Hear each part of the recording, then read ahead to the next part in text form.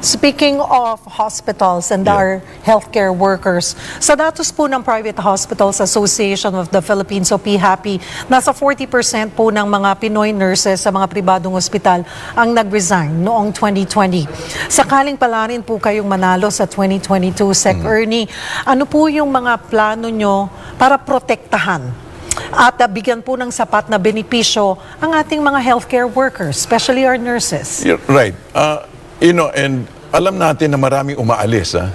Maraming umaalis. Bakit sila umaalis? Because mukhang hindi sapat dito. Hindi sapat ang let's say, salaries and sweldo. Hindi talaga sapat.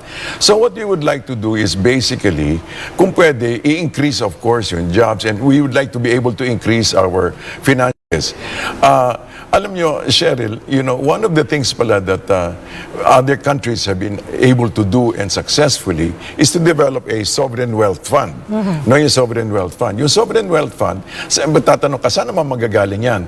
Of course, no, there is a wide menu of things that we can source our funding for. Pero ang isa talaga, isang kaso, we found out that, alam mo, there's a tendency in government to underspend, no? O yung tinatawag na lack of absorptive capacity. Like for example, apparently the last 2 years, meron mga something like 100 billion pesos na hindi nagasta. Hindi nagasta.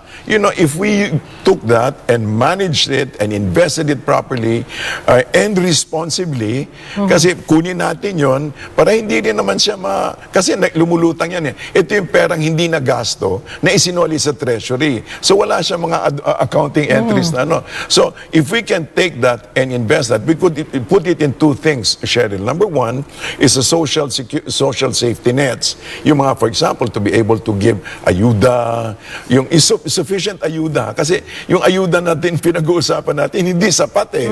Yun naman ang laging angal, hindi sapat.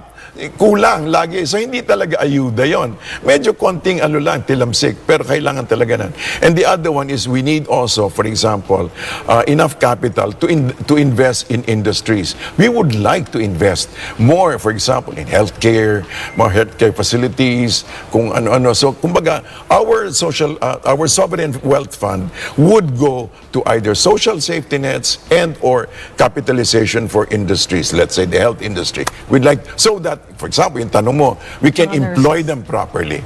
And yung sufficiently, yung hindi yung kailangan sila umalis.